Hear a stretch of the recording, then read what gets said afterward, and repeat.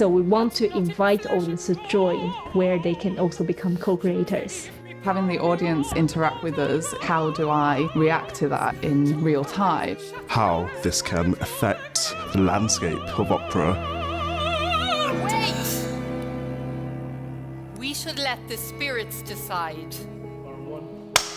English National Opera is establishing a second base in Greater Manchester. We've been working with the University of Manchester and we are delivering a programme called Tuning Into Opera together. As we establish a new base in the city, it's going to open up a lot of different opportunities for artists.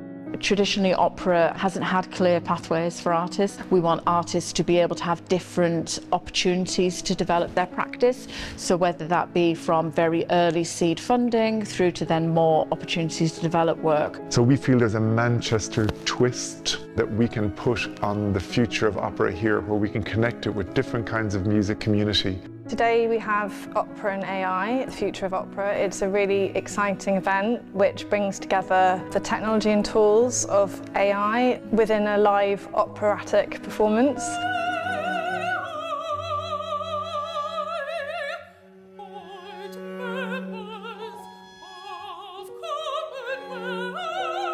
We've designed this system called Emotion Engine to allow them to let us know how they are feeling in real time, and then so we can tweak the performance from there. So it's a sort of semi-improvised opera with a very solid kind of human-composed materials. So what we really want to do there is to create an opportunity for the audience to participate in storytelling in opera. We're not used to this as performers. We spend a lot of time rehearsing and preparing and getting to know things really well. So to have that split second to get into the mind space of that character in whichever direction that the audience choose, it's scary, but it's fun and different at the same time. You are as my wife, to have to hold from this day on. This interactivity, this thing of anybody can be a musician, and just seeing the audience members being able to play virtual instruments on their phone or have, I guess, some agency or some control. Please take out your phones.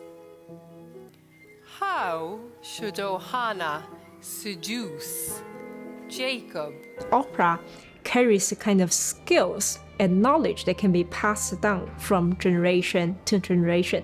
And therefore, it shouldn't be just about interpreting the score in the authentic manner. So the future of opera should be creating the space where the audience and performers are exchanging their views constantly, where the performers are telling the stories that matter to the audience and to the society.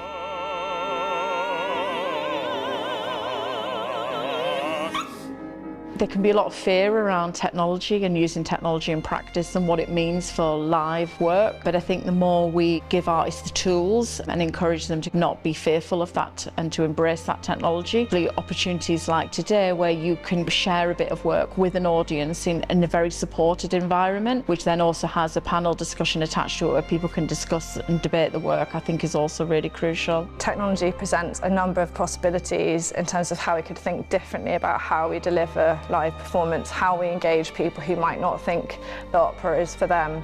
So it's a really important and exciting strand of our research.